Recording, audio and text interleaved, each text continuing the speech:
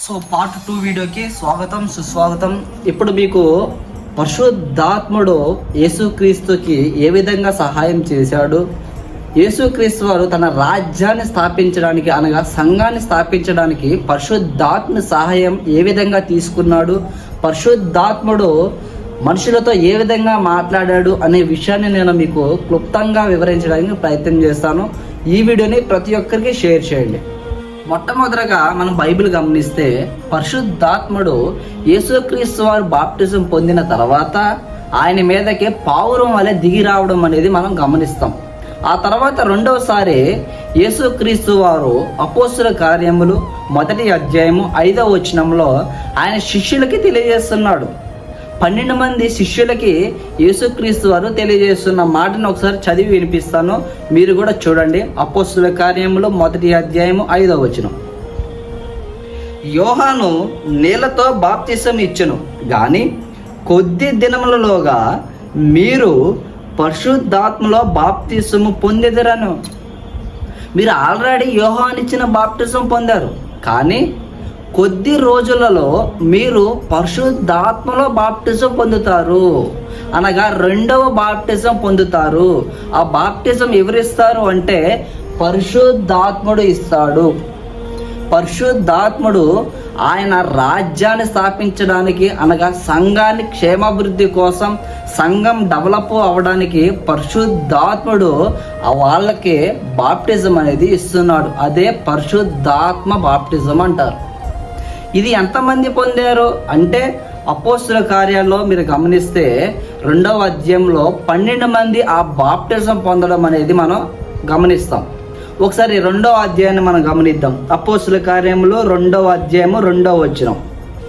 అప్పుడు వేగముగా వీచు బలమైన గాలి వంటి ఒక ధ్వని ఆకాశము నుండి అకస్మాత్తుగా వారు కూర్చుండి ఉన్న ఇల్లంతా నిండెను.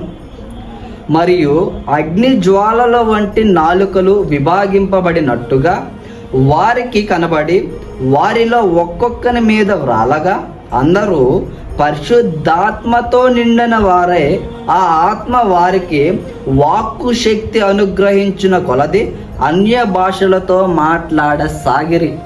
పరిశుద్ధాత్ముడు అపోస్తులకి ఏమనుగ్రహించాడు అంటే వాక్కు శక్తి అనుగ్రహించాడు, మాట్లాడగలిగే శక్తిని అనుగ్రహించాడు, అన్య భాషల ద్వారా మాట్లాడగలిగే శక్తిని ఇచ్చాడు. ఎందుకు ఇచ్చాడు అంటే ఈ రోజుల్లో అంటే ఏ ఉంది, మనకి కాలేజీలు ఉన్నాయి, 66 పుస్తకాల బైబిల్ ఉంది. మరి ఆ రోజుల్లో వాళ్ళకి లేదు, వాళ్ళకి స్టడీ లేదు, వాళ్ళకి చదువు లేదు. కాబట్టి పరిశుద్ధాత్ముడు వారికి వాక్కు శక్తిని ఇచ్చాడు. వాళ్ళు ఏం బోధించారు అంటే యేసుక్రీస్తు వారు ఏదైతే బోధించారో వాటిని ఈ అపోస్తులకి జ్ఞాపకం చేశాడు. యేసుక్రీస్తు వారు ఏదైతే బోధించాడో వాటినే బోధించమని పరిశుద్ధాత్ముడు వాక్కు శక్తి అనుగ్రహించాడు. వారి సొంత మాటలేం పలకలేదు. యేసుక్రీస్తు వారు ఏదైతే బోధించాడో వాటినే బోధించాడు. అన్య భాషల ద్వారా ఈ అపోస్తులు 12 మంది బోధించారు. ఆ తర్వాత మనం గమనిస్తే అపోస్తుల కార్యములు 5వ అధ్యాయం 12వ వచనం ఒకసారి గమనిస్తే అపోస్తుల కార్యములు 5వ అధ్యాయం 12వ వచనం. ప్రజల మధ్య అనేకమైన సూచక క్రియలను మహత్కార్యములను అపోస్తుల చేత చేయించుచుండెను. అద్భుతాలు కానీ సూచక క్రియలు కానీ ఎవరి చేత చేస్తున్నాడు దేవుడు అంటే అపోస్తుల చేత చేస్తున్నాడు. ఈ అపోస్తుల చేత దేవుడు ఎందుకు ఈ సూచక క్రియలు చేయించాడు అంటే సంఘాన్ని డెవలప్ చేయడానికి, సంఘానికి క్షేమాభివృద్ధి కలగడానికి ఈ అపోస్తుల చేత సూచక క్రియలు అనేవి చేశాడు. ఇంకా ఉదాహరణ చెప్తా. నాకు గ్యాస్ ట్రబుల్ పట్టింది, బాగా గ్యాస్ పట్టింది. డాక్టర్ దగ్గరికి వెళ్ళాను, డాక్టర్కి చెప్పాను. డాక్టర్ నాకు టాబ్లెట్ ఇచ్చాడు, వేసుకున్నాను, తగ్గిపోయింది. కానీ నాకు తగ్గనట్టుగా ఒక డౌట్ ఉంది. ఆల్రెడీ తగ్గిపోయింది, టాబ్లెట్ అయితే వేసుకున్నాను, తగ్గిపోయింది, కానీ తగ్గలేదు అనే ఒక డౌట్ నాకు ఉంది. ఇప్పుడు ఆ డౌట్ పోవడానికి నేను డాక్టర్ని నమ్మను. ఎవరు నమ్ముతా? చేతబడి చేయించే వాళ్ళని, ఒక మిరాకిల్ చేసే వాళ్ళ దగ్గరికి, మెజిషియన్ అంటారు, కనిపించకుండా చేసే వాటిని మెజిషియన్ అంటారు. మ్యాజిక్ చేస్తారు, సడన్గా పవరాలు తీస్తారు, వాళ్ళని మనం ఎక్కువ బిలీవ్ చేస్తాం. ఒక చేతబడి చేయించే అతని దగ్గరికి వెళ్తే అతనికి చెప్పాను, నాకు ఒక వారం నుంచి ఇలా ఉందండి అని చెప్తే అతను అన్నాడు, నీకు ఎవరో చేతబడి చేశారు అన్నాడు. ఆ తర్వాత అతను నాకు ఒక పేపర్ ముద్దని చేసి నాకు ఒక టాబ్లెట్ లాగా ఇచ్చాడు. అది నువ్వు కళ్ళు మూసుకొని వేసుకోవాలన్నాడు. సరే అని కళ్ళు మూసుకొని వేసుకున్నాను.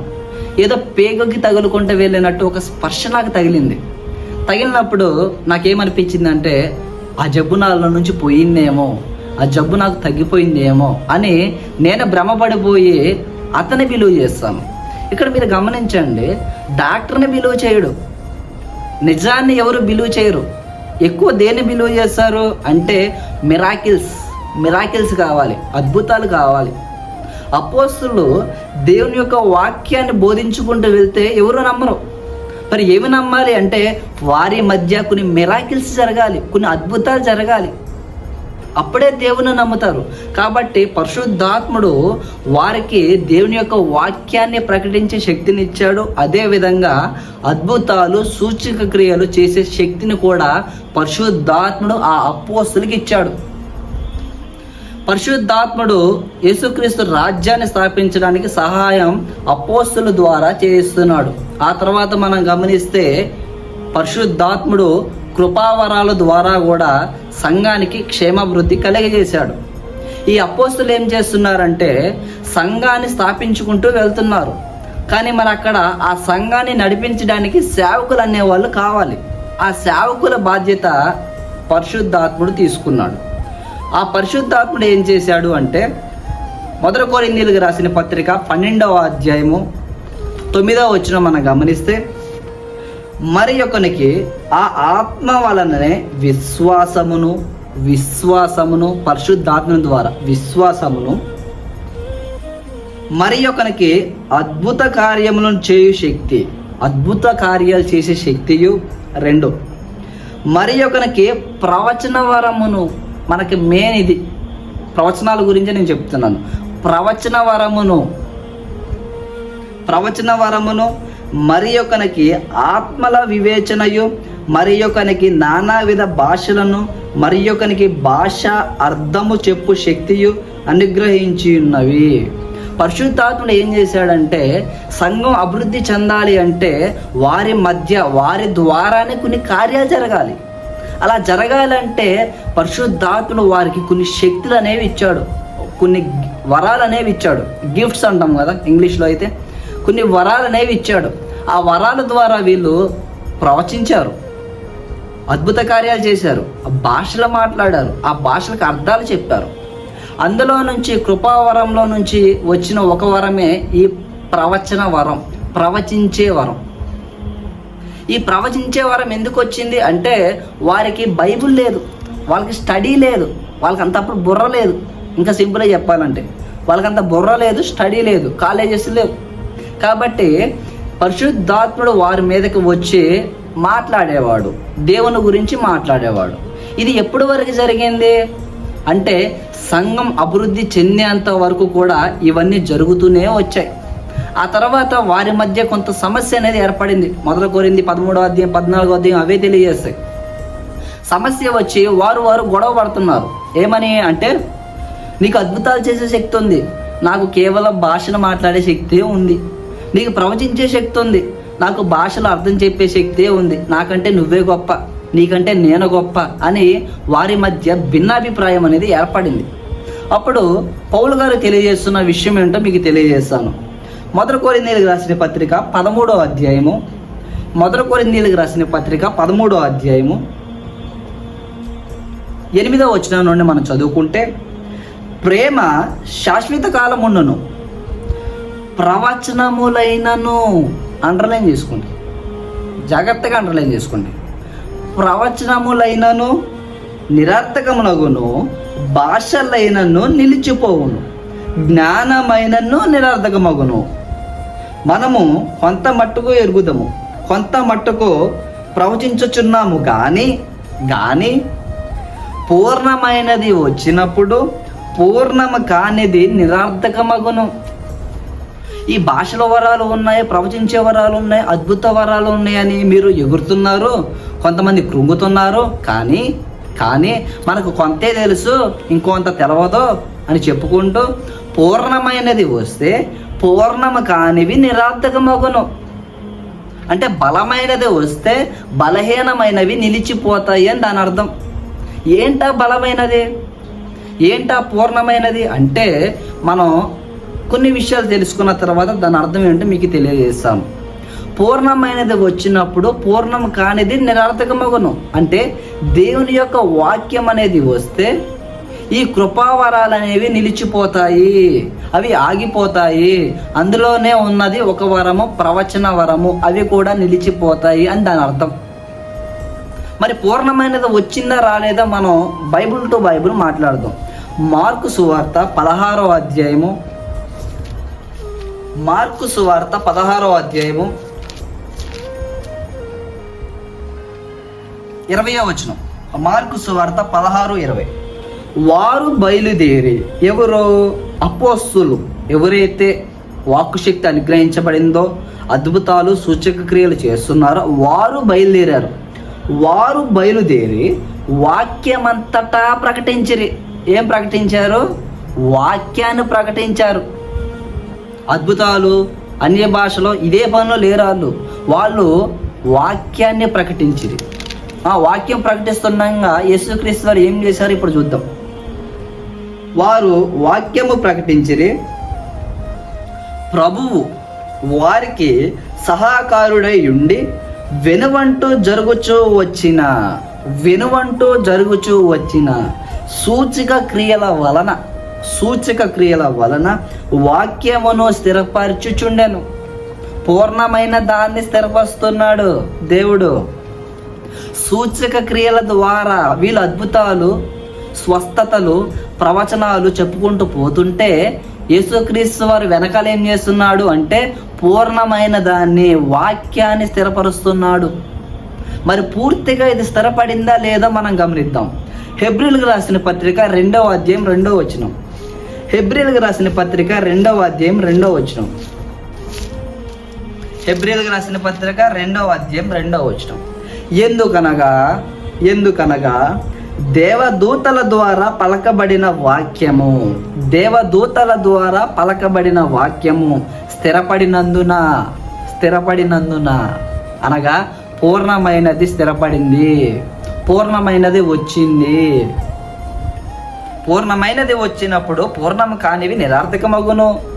దేవుని యొక్క వాక్యం అనేది మన మధ్యకి వస్తే, పరిశుద్ధాత్ముడు దేవుని యొక్క వాక్యాన్ని స్థిరపరిస్తే పూర్ణము కానివి ఈ కృపావరాలు ఏవైతే ఉన్నాయో అవన్నీ నిలిచిపోతాయి.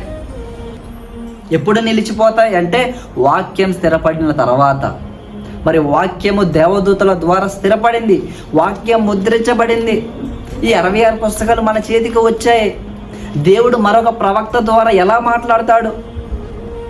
ఇవన్నీ దేవుడు మాట్లాడిన నీ వాక్యమే సత్యము, ఆయన వాక్యమే సత్యమైనప్పుడు మరలా వేరొక ప్రవక్తను పంపిస్తే అప్పుడు ఈ వాక్యం అసత్యం అవుతుంది.